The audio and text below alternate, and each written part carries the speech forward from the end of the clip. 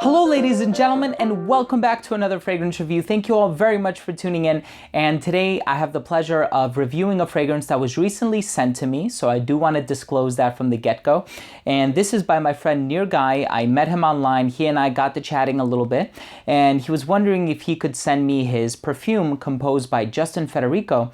And I said, sure, I would love to do that. So this fragrance here, 2017 release, it is a floral fragrance and it goes by the name Blyss.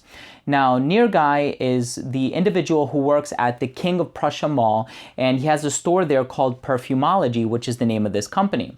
Now, the King of Prussia Mall is the largest mall in the United States in terms of the leasable space, because other than that, I think the Mall of America would be the largest mall in the United States. So this is located in Prussia, Pennsylvania, or you can purchase it by following the information down below. He does have a website for this particular fragrance. Now, the name Blyss, I think he got it from his wife's name, which is Lisa, but it's spelled L-Y-S-S-A. So this is essentially a love letter to his wife.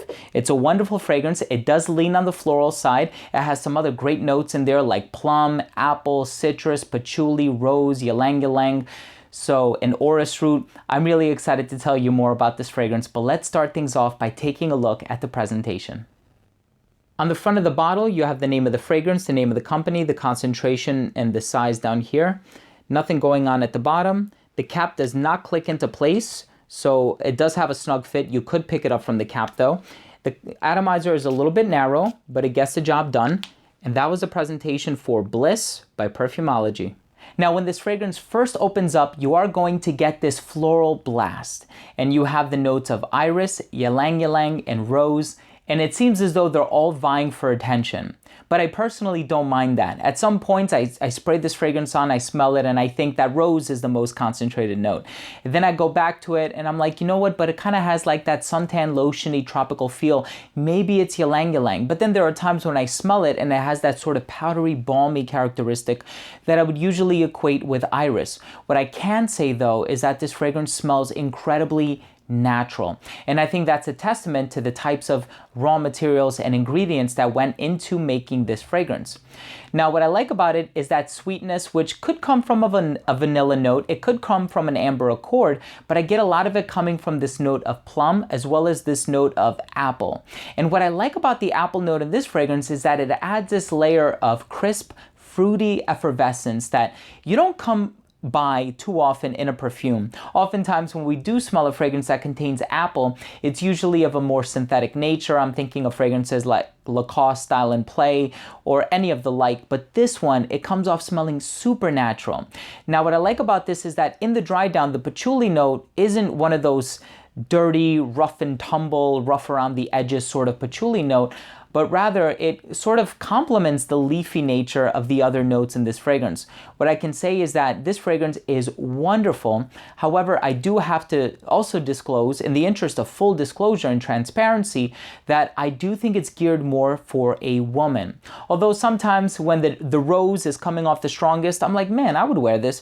But when the ylang ylang comes off strong, and that does happen a lot of the times that I've sprayed it on, then I do think it comes off a bit feminine, but I would personally love to smell this on a woman. I think the fragrance is very well crafted, and I'm very proud of this composition. So Near Guy, thank you once again. I wish you all the best, and I wish you the utmost success. Let's go ahead and finish off the review by taking a look at my rating. First up, I took a look at the uniqueness and the overall smell, and as far as the notes are concerned, this is one of the few times that I've seen this combination of notes. Usually when I smell rose, it's usually compounded with oud. When I smell ylang ylang, it's usually partnered up with coconut. Whenever I smell iris, I sometimes equate this smell to that of Dior Homme or Valentino Uomo. But in this fragrance, I like how they took all of these notes, blended them together to create something unique, different, something solo, and I like that. As far as longevity is concerned, it is pretty good. That might be a testament of the concentration, but you are going to get about 7 to 8 hours. Projection is really good for the first 2 hours, sits closer to the skin, doesn't become a skin scent up until about the 6th to 7th hour of application. Even then, you're gonna have to dig your nose into your hand, but it gets me through the workday, and I think that that's what's important. In terms of versatility, I think it's great casual and formal. Again, I think it leans a little bit feminine. In terms of seasons, I would wear this in the hotter weather, but also in the spring, because I think the ingredients are very evocative of that. And then last up, I took a look at the presentation.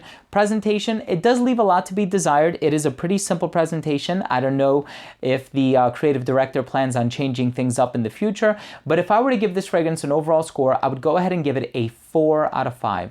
I think this fragrance is really well done, and I think have not really experienced this blend of notes or the way that they're constructed in many other fragrances. So for that reason, I love the uniqueness. I love how bright and cheerful it is. I love that it's youthful, but yet flirty at the same time. I think the ylang-ylang and that typical association that it has with coconut is what enables it to come off as flirty. Nonetheless, I think it's a wonderful scent. And I think the biggest thing that it has going for it is that it smells so fresh and natural. There's nothing about it here that smells synthetic. And I do remember reading in the email and in a personal letter that he talked about the essential oils that were used. So if they are essential oils and not fragrance oils, then that would explain why it comes off smelling so natural. But again, I think it is geared more towards the feminine crowd. So there you have it. Thank you very much for watching. That was my review of Blyss by Perfumology. If you, owner, have tried this fragrance, please let me know what you think. Leave a comment down below. Also, all the information is going to be down below if you're interested in checking out this product. So once again, please don't forget to subscribe for future videos, top 10s, giveaways, unboxings, and a lot of other fragrance-related content. And please don't forget to enable notifications so you can be kept up to date with all of my new releases. Remember, I smell well so you can smell good. And we'll see you in the next episode. Take care.